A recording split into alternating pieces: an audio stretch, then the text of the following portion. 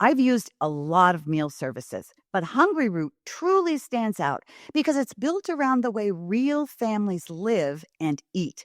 They don't just send meal kits. They personalize your grocery cart and meal plan based on your preferences and dietary goals. All I had to do was take a short quiz, and right away, their smart cart technology started building a cart that fit how we eat.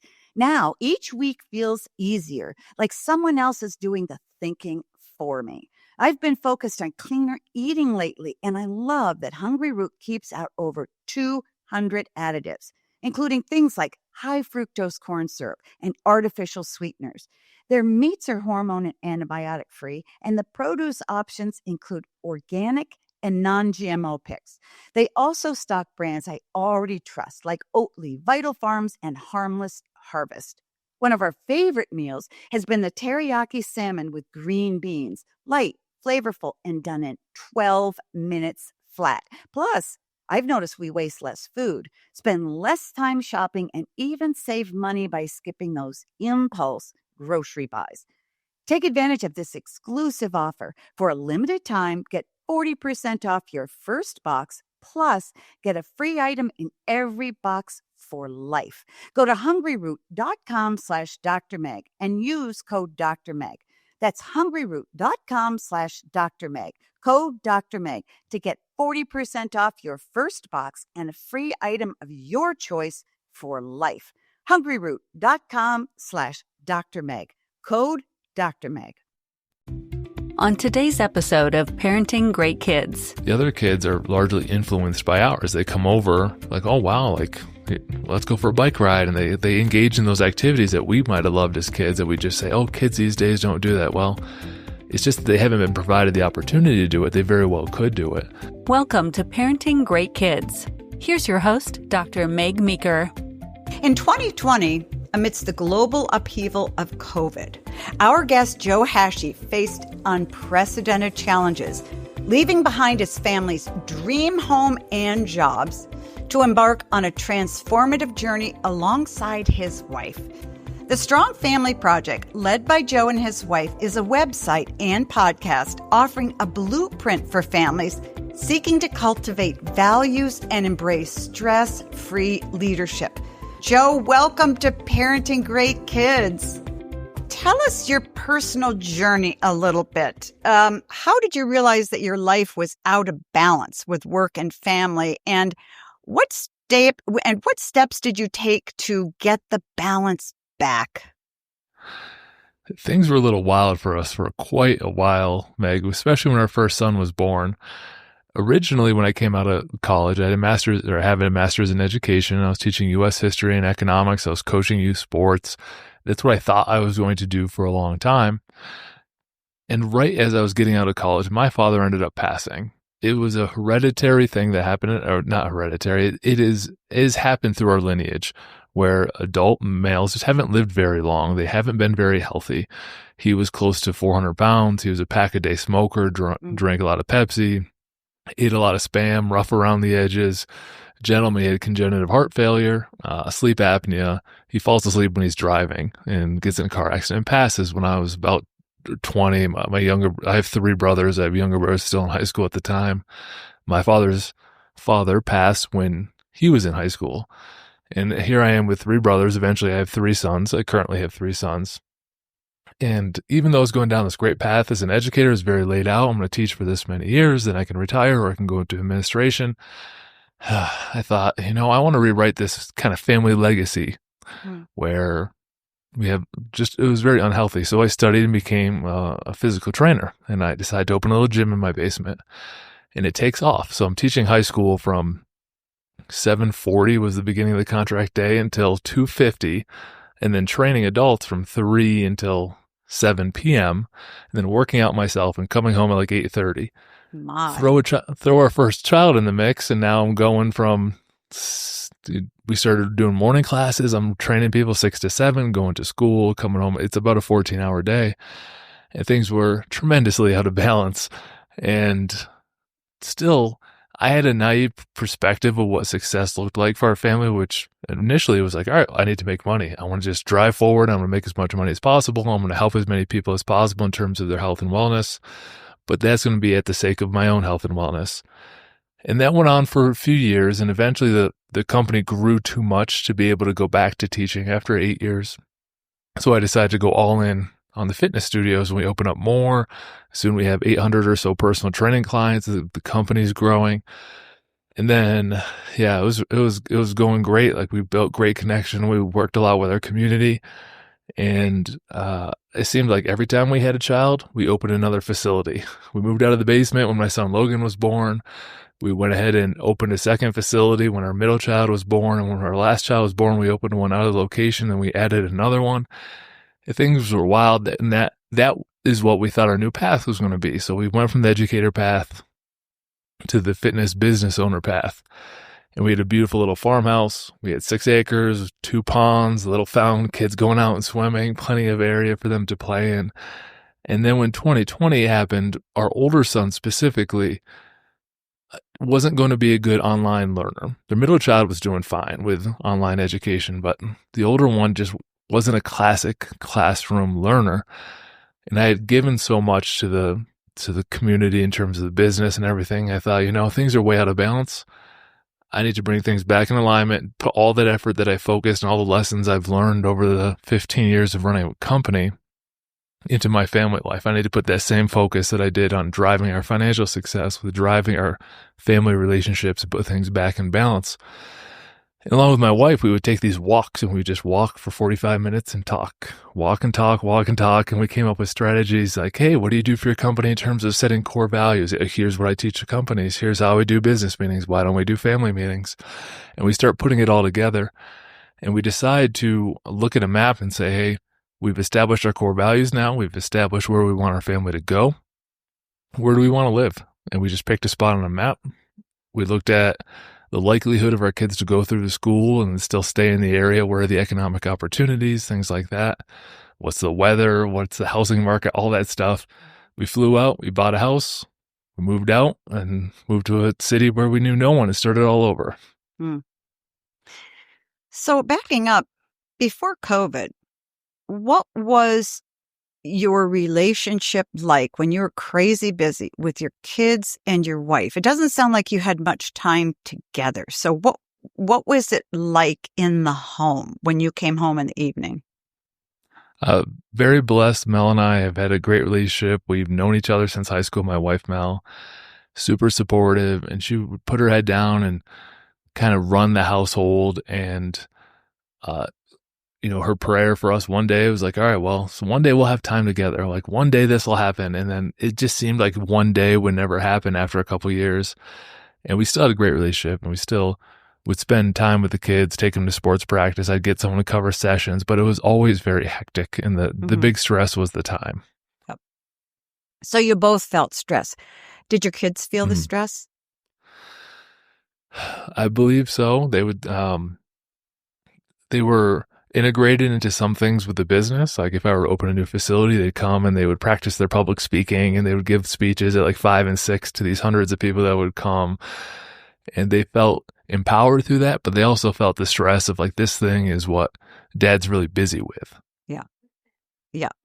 Well, from there, you launched the Strong Family Project, and it evolved into addressing key topics like building a strong bond with your kids, nurturing their talents, and fostering a loving environment. What prompted you to start the Strong Family Project? Was it something that just sort of naturally flowed out of your experience, or was it an epiphany? How did it come about? A little bit kicking and screaming, honestly. So we figured, who are we to teach about parenting? We want, like, we're in the midst of it too. And we would have friends come over and visit, like, oh, whatever you're doing, it seems to be really work. Can you show me how you set core values? Can you show this? You should really do a podcast. Like, no, like my wife in particular has been very behind the scenes, helping with the business and everything. Wasn't really a front-facing speaker. She was nervous about it. Of course, she's done great. And she's been featured on a lot of podcasts now too. But it was originally like, okay, well, first of all, we don't know it all. However, we do know that what we focus on is what we can learn more about. And so we launched the project to teach kind of what we're doing, but also to learn from other parents and other experts like you that we get to speak to. In the Strong Family Project, it's pretty clear what you do. And I would encourage our listeners to go to your website, because what you do is lay out a very clear path for parents. So it's not a philosophical thing. It's really, go through these steps. So can you talk to us about the steps that you go through, where parents begin and where they end, and what they can expect to gain from going through the Strong Family Project? Yeah, I'll answer those in reverse if possible. So what they can gain is some peace of mind that they have a system to run their household. I think that's what we're missing. We do it like, hey, we want to have a good family. There's so many well-intentioned people that want to put the effort into it. They're just not quite sure how. It's like playing a sport. I played some sports growing up and in college, and there's like a game plan. Here's what we do, and here's how the game's played. And then within the game, there can be a lot of differences. But parenting is just kind of, all right, well, we want to do good in general. Well, how do we do good? And so we came up with this system of activities that each household can personalize to themselves. So we don't want to tell people what to believe. We just want to help them with a structure of how to set up their family life. And for us, it usually starts back, to answer your first question, we start with the core values. What does your family stand for? Our family's core values could be a lot different than somebody else's, but we walk people through a process to determine what theirs are.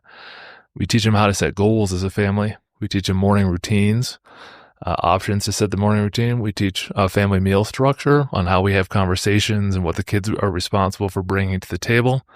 We do a weekly family meeting, which we just give the structure for, an evening debrief, and then a focus on relationships in the home and what to keep an eye out for. Within that structure, a lot of different families who believe different things can do a lot of different things. But if you have something like, for example, the family meeting, and an issue comes up during the week, let's choose tech time. It's always a big thing, like how much screen time can my kids have? Well, we don't solve it in the moment. We say, all right, table it, write it down. We'll discuss it this Saturday at dinner when we have our family meeting.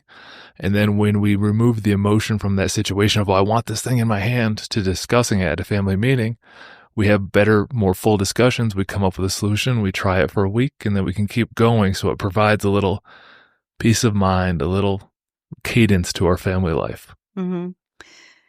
It sounds lovely and wonderful. And I'm picturing your kids going, okay, Dad, here's the family meeting. So let's talk about this. What kind of pushback do you get from parents?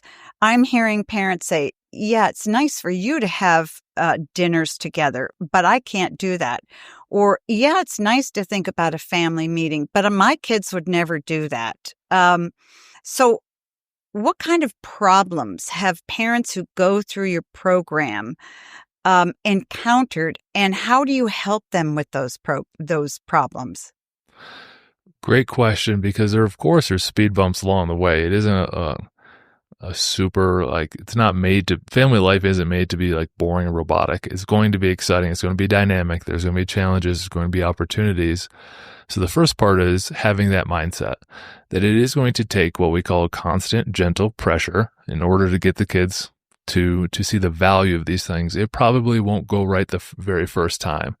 Probably be some speed bumps in the family meeting or setting your core values or whatever it is. But it's like, all right, well, we're just going to consistently try it each week. We're going to try it next week. And then you get the kids' feedback, even they get to participate in the family organization, and you slowly nudge it forward. It is not a magic wand. I have yet to come across a magic wand in parenting. But the key to this is to allow you to have a low heart rate. When a problem comes up, you have ways and means to solve it together. And so when you get that pushback, like, oh, must be nice for you to be able to do this thing. I mean, it wasn't always nice. Now it is, because we stuck with it, and now it works great.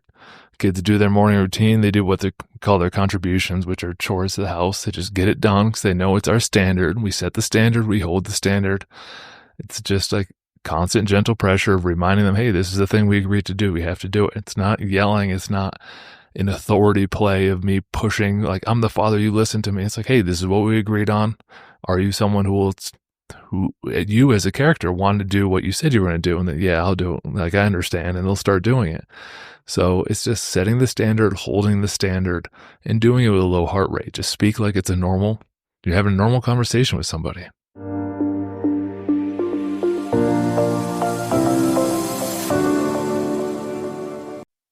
Some days, parenting feels like chasing moments that never quite land. You ask a question, they shrug. You try again, they look at their screen.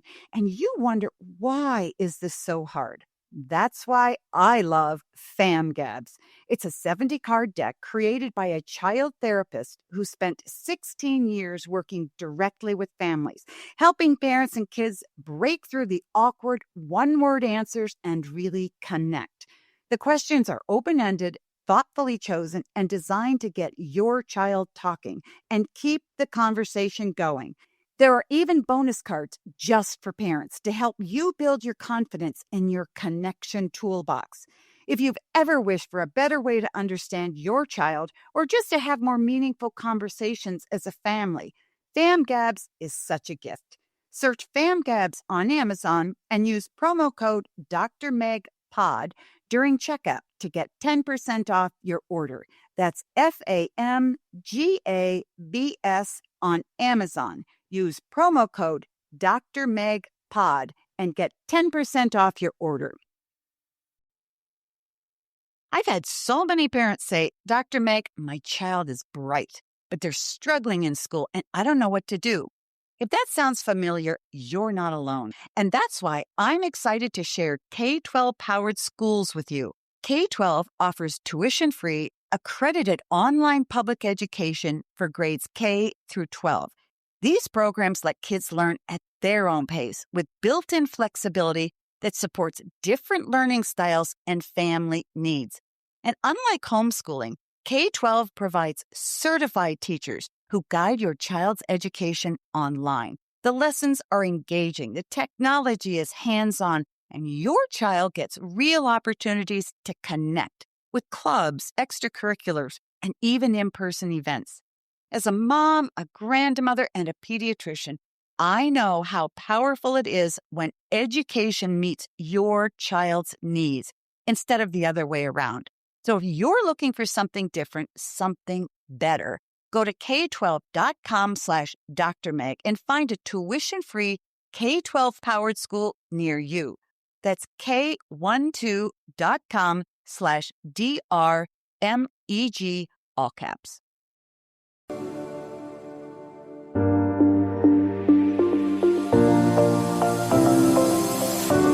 One of the issues I find parents really struggle with is kids not wanting to do what they want and giving them a hard time and talking back, and particularly as they hit the teen years. So how would you recommend a family deal with a 14 or 15-year-old who just said, that's all great for you, but I'm not going to participate this in anymore.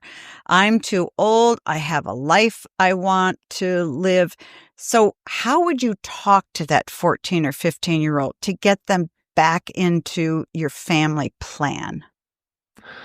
So as our kids get closer to the teen years, and we have worked with some families that have this, is the mantra of low heart rate wins conversation is constantly repeated in the parent's mind, and what the teen wants, and what is not a lot different than what an infant wants, where they want to act out, get what they want, and they want to move away. Now, the teens will vocalize that in a different way, but what they don't want is to sit down and calmly speak about something, because then it has to deal with a rational approach. So when the kids get a little lippy or they get a little sassy about something, say, all right, why don't we sit down and have a conversation about it? And they're like, oh, never mind, I'm just going to do it. Like, they know that we're going to sit down and talk about it. They're not allowed to be all stomped. They're not allowed to stomp their feet. If they get high-pitched noise, I'm like, I can't hear your voice when it does that. Can you speak in a normal voice for me? And they roll their eyes and they're like, okay. And now we have a conversation, and sorry I was acting like that. Like, I understand that, I'm part of the family. I'm going to contribute in this way. And then I get to do what I want to do too. Mm-hmm. So it sounds like you're pretty in tune with your kids. You're reading them. You're listening to them. You're watching their moods. because I think that's really important, particularly as you have your family meetings. It sounds like you're asking them questions and you're honoring their responses. Is that true? That's 100% true, Meg. That's very well worded. We don't want the first team or high performance organization that our kids are a part of, like in the workplace.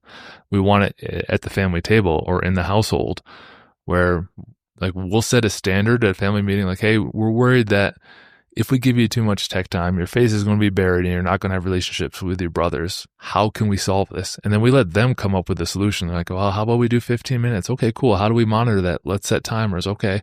How do we know how many we use? Let's get a little dashboard to mark it down and say, all right, well, what we think is fair coming from the kids, like let's get 3 15-minute times for our computer, and you're going to monitor it how, and they tell us, and you're going to track it how, and they tell us, okay, great. That sounds like an awesome answer. Thank you for coming up with that. Let's try that for this week. And then we honor what they chose. You know, the real secret to I have found to getting kids to do what you really want them to do is let them come up to the conclusion that that's what they need to do. And a lot of times you can do it just by asking them questions like, well, why do you think you want to be on social media so much? And what do you get from it? And how does it make you feel? And then they kind of come up to the conclusion with, gee whiz, maybe it doesn't. How old are your kids now? 14, 12, and 5. Okay. How do you handle, and they're all boys? Yes. Yep. Okay. So how do you handle computers, screens, and video games with your boys? Because I imagine your older boys want to play video games just like their friends. So how do you handle that? So the example I just gave is the conversation we had where they got to choose their time periods. We don't put our foot down hard on a lot, but we're not looking for you to do online communication games at 12 or 14 where you have the headphone and people can talk to you and people can send you pictures. Like, we're not down with that. So they chose their 3 15 minutes. They get a wild card for educational, they call it. Like if our son wants to learn new soccer tricks, or we have one son that's huge into 3D printing, like they can have a 15-minute time slot to learn something, and they share it at dinner as a bonus. And so they'll play like some little racing games together. That's their way to do it. But we just have set the standard, and yeah, we get some pushback. Oh, I want a phone. I want to be able to communicate. I want to be able to, like, we're just not ready for it yet. Let's just enjoy the time that we have. Yeah. Because I know a lot of boys want to play with their friends, online and video games, and they feel a lot of pressure from their friends to do what they do, to play certain games that are violent, I think are very inappropriate for anybody, really. Has that ever come up with you? And if so, what do you do with that, where they feel pressure from their peers? So yes, it has come up in terms of they want to participate in activities with their friends. I'm very careful how I word that. And so yes, their friends may view that as, let's sit down and play a video game. However, we view it as, we'll go pick up your friends and bring them over. Mm-hmm. Like, come on over. They can come play. Like, well, online, like, you're not really playing with a person. You're playing with a screen. They might be, behind it or whatever. And so we encourage in-person play, social interactions, and we have found that since we have set up our family dynamic using the strong family path or set of core values, the other kids are largely influenced by ours. They come over like, oh, wow, like, let's go for a bike ride. And they engage in those activities that we might have loved as kids, that we just say, oh, kids these days don't do that. Well, it's just that they haven't been provided the opportunity to do it. They very well could do it. Mm-hmm. And so we don't, that's one of the things. We're not like, what value, and we ask them, what value is it that you shoot someone and they blow up on this video game? How about you have a kid over and you create something and go play outside? Yeah. And so they might not love that answer, but that's the line that we hold with them. Yeah. Part of the reason of creating core values is that your kids will establish values, whether you do it in the household or they get it from their friends, or they get it from their teachers, they get it from their coaches, or they get it from social media, or they get it from television. Some might be good, some might be terrible. If you set your own family values, it's almost attractive to their friends to be like, oh, wow, you do this thing? Like my son Henry, he sets, we have a commitment. People can choose what their weekly commitment is. My wife's like, I'm going to read for 15 minutes. Our son, who's 5, is like, I'm going to do 10 push-ups every day. That's his daily commitment. So, Son, yeah. he's really, ironically, or not ironically, we've had this path set up, and we see such a difference between him and our 14-year-old. I joke with, I'm like, Logan, like, we were figuring it out with you. Like, Everett, we've got it figured out now better.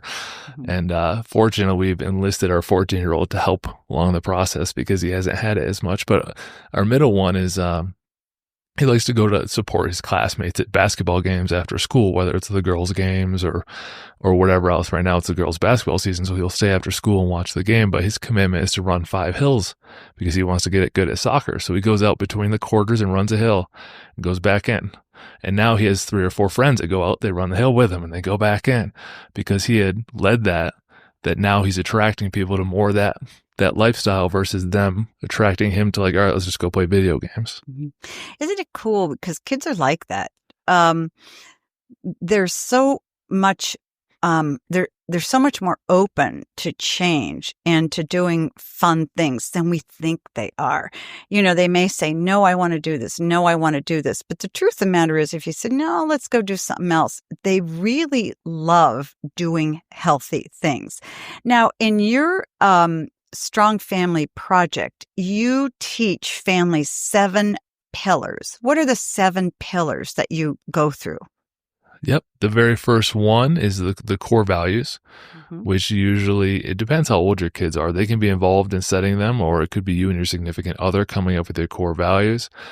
But basically, you take a little time, you brainstorm everything that you think is a value for your family, and then you play a game called Kill, Keep, or Combine. Like, you look at the list, like, oh, it's a value that it's not really a core value. I'm going to cross this off, or I'm going to keep this one. It's really important. Or my wife might have, one of ours is gratitude. We want to show daily gratitude for the life we get to live. If she wrote thankfulness and I wrote gratitude, like, all right, let's just combine these to one. And then you get down to a list of 5 or 6 values. And so that's what we did originally. Then we have our goal setting system, which I shared a little bit with a daily commitment. It doesn't have to be a physical activity. I come from the fitness field, so usually it is in our family. But I gave the example, my wife's like, I'm going to read 15 minutes. Whatever you want to work on for that week, it's important to learn how to set goals and to keep daily habits. That's a lifelong skill we want to teach our kids now. The morning routine, we don't want kids waking up, coming upstairs in their PJs, rolling their eyes. Oh, like, I got to start another day. Like, we're not going to play that game. Here's the things we need to get done. Every day they wake up, they do 5 minutes of exercise. It's not to get them fit, but it's to get their energy up, to know that they start the day with purpose. And they all have some sort of physical, just, hey, we want to live longer and healthier lives. 5 minutes of exercise. They come up. There's two contributions or chores. One unstacks the dishwasher. One preps the lunches. So they come up, they have to complete all their chores if they want to use one of their 15-minute tech times in the morning. So they knock it all out, fill the ice cube tray, because our ice cube maker on their fridge is always broken. So one's got to break the trays and put them up there, and they got to knock it out. It's just the morning routine to start the day off right. And it could look different in a lot of families, but that's ours. Family mealtime. We have decided to be super flexible on the time of the meal. It's more important that we have a gathering together. So our dinner, quote unquote dinner, could be between 3:30 and 6:30. Like, we try to get it around 5 or 6, but it's more important for us to be at the table together once during the day, because this never happened during the 8 years or so when I was running a company and teaching at the same time. And we found that, like, sitting down, giving the kids a time to talk, and we go around, share something we're thankful for from the day. At our family meals, our 5-year-olds gets to choose who. So he walks around the table and, like, gives you a high five. It's your turn to share something for the day. So he gets to participate as well. Family meetings, once a week, we sit down. We share how we embodied one of the family core values during the week. But then we do discussion topics. Anything as a household that we need to talk about, like tech time was an example. Then we do a tough truth out of that family meeting, which is, hey, is there anything that needs to be said that's a little uncomfortable?